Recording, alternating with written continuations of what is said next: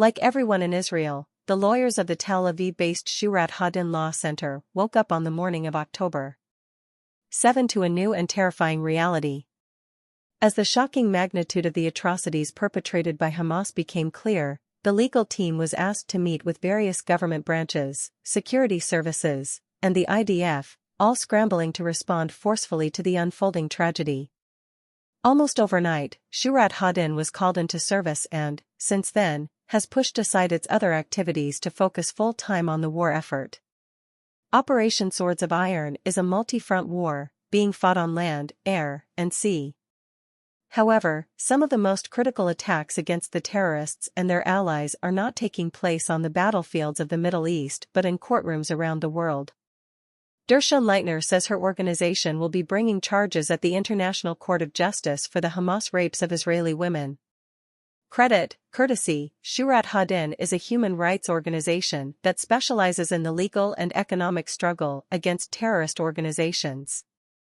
Nitzana Dershon Leitner, president of the organization, recently spoke to the magazine, summarizing Shurat Hadin's activities since the outbreak of war.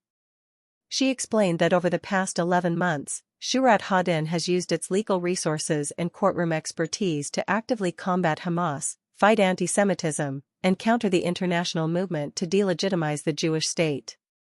Hamas couldn't have done what it did on October 7 without a tremendous amount of financial resources, she explained. The construction of the tunnels, the weapons, the missiles all cost billions of dollars. The widespread belief that the Gaza terror group was impoverished was a dangerous miscalculation that now needs to be corrected. At the government's request, and with its cooperation, we are trying to shut down the financial pipeline that is bringing money into the Gaza Strip for Hamas. Protesting for the hostages' release outside a meeting attended by International Committee of the Red Cross President Mirjana Spaljarek-Egger, in Tel Aviv, December 14, 2023. Flash 90. To that end, Shurat Hadin issued a claim in the Jerusalem District Court against the Palestinian Authority, PA, which transfers $1 billion to Hamas every year for the support of the Gazan infrastructure, including water, fuel, and electricity, as well as its health system. Hamas has been the governing body in Gaza and collects taxes from its citizens, Dershon Leitner said. They are the ones who should be paying for all their infrastructure and the population's upkeep and support. However, they convinced another entity to pay for it, and they were able to pocket an extra $1 billion annually, which was diverted to Hamas, terror tunnels and military campaign. The complaint was brought on behalf of 500 Israeli victims of the October 7 massacre. Shurat Hadin brought a second suit in the Jerusalem District Court against the Qatar Foundation, a Gazan charitable organization that the government of Qatar has been supporting. This group is supposedly doing humanitarian work in Gaza, in clinics and schools, Dershon Leitner noted. However, she explained that Hamas is actually appropriating the funds donated to this charity because there is no difference between the terror group's so-called benevolent section and its military wing. She added that employees of this organization are engaged in charity during the day and involved in terror attacks against Israelis at night. Dershon Leitner said that Hamas has utilized the services of cryptocurrency exchanges such as Binance to clandestinely raise money from its supporters around the world. When Hamas solicits money on social media, it requests that donations be made through these decentralized platforms. Her organization is now suing Binance at the New York Federal Court for aiding and abetting terrorism. Stay updated with the latest news. Subscribe to the Jerusalem Post newsletter. Subscribe now. Changing tack on the legal battles being fought in the war. Shurat Hadin has also filed a suit in the Jerusalem District Court against the International Red Cross for not providing support to the captives in Gaza and failing to deliver the medicines they needed. The Red Cross is the only organization authorized to work in war zones and provide assistance to captives on both sides, Dershon Leitner clarified. They have a special status under international law and a special obligation to visit and assist captives in a nonpartisan manner.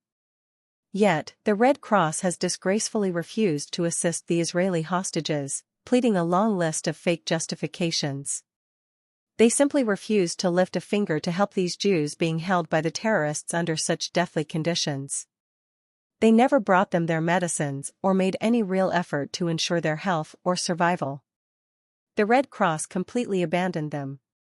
She noted that the organization also had never visited Gilad Shalit, the Israeli soldier held captive by Hamas for 5 years, finally released in 2011 in exchange for 1,000 Palestinian security prisoners, including Yahya Sinwar.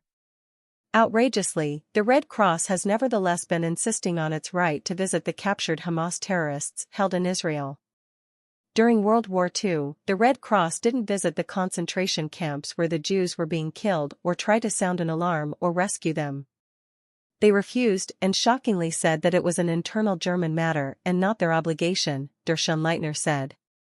The Red Cross website today contains an apology for not rescuing the Jews in the death camps. I don't want to visit their website in a few years and read a similar feigned apology for not assisting the Israeli captives in Gaza. Beyond Hamas, Shurat Hadin has gone on the legal attack against UNRWA, United Nations Relief and Works Agency for Palestinian Refugees in the Near East, which was established by the UN to provide assistance and protection to Palestine refugees in Jordan, Lebanon, Syria, East Jerusalem, and Gaza. 10% of the organization's staff participated in the slaughter on October 7, Gershon Leitner said, and half of its workers identify with Hamas. Moreover, UNRWA has assisted Hamas throughout the war. All of the UNRWA installations have rockets and launchers, and there are tunnels underneath. Hamas network servers were installed under the UNRWA main offices, and terrorists work from their facilities, she stated. Shurat Hadin has filed suit against the U.S. State Department for its support of UNRWA. Gershon Leitner explained that American law prohibits providing aid to someone who uses those funds for terror. In addition, Shurat Hadin is bringing a claim against UNRWA on behalf of the Samaretto family, whose son Jonathan was killed at the Supernova Music Festival. An UNRWA employee then seized his body and took it to Gaza. They claim immunity because they are a UN organization, and Israeli law is supposed to provide an exemption for UN entities, Gershon Leitner said, but we will claim that UNRWA equals Hamas, and a terror organization cannot claim immunity. Turning IT's attention to anti-Semitism on campus in the U.S., Shurat Hadin has filed a suit against Harvard University on behalf of 10 of the school's graduates, stating that the institution not only ignores anti-Semitic attacks but actually enables them. Gershon Leitner explained that due to the mass anti-Israel demonstrations held on the Harvard campus, major law firms and prestigious hedge fund companies have sent out letters stating they would not hire Harvard graduates. The parties in the suit are claiming that Harvard's inaction against the runaway anti-Semitism has lessened the value of their degrees, harmed the school's reputation, and prevented them from finding work. As part of its legal war on anti-Semitism, Shurat Hadin has also filed suit against Students for Justice in Palestine, SJP, which is, in Gershon Leitner's words, the student arm of Hamas in the U.S. They spread propaganda and use tactics of intimidation against students on campus. We have proven that it is an organization that is the alter ego of Hamas. Shurat Hadin filed its suit against SJP in the federal court in Tampa, Florida, where a large branch of the student group is located. Rounding out Shurat Hadin's legal activities this year have been the legal proceedings it has initiated in the International Criminal Court, ICC, in The Hague against Hamas. Gershon Leitner said that Shurat Hadin will be bringing charges for the rapes of Israeli women committed by Hamas. Commenting on the severity of Hamas actions, she said that Shurat Hadin brought a group of women from Kosovo who had been sexually assaulted during the war between Kosovo and Serbia to visit the southern kibbutzim and the site of the Supernova Festival. The women from Kosovo said what Hamas did was unprecedented, Gershon Leitner reported. The cruelty and brutality and the burning of bodies was unimaginable. No sexual violence had ever been perpetrated like this in any other previous conflict. Nevertheless, the world was silent, and the women's organizations in the UN were silent.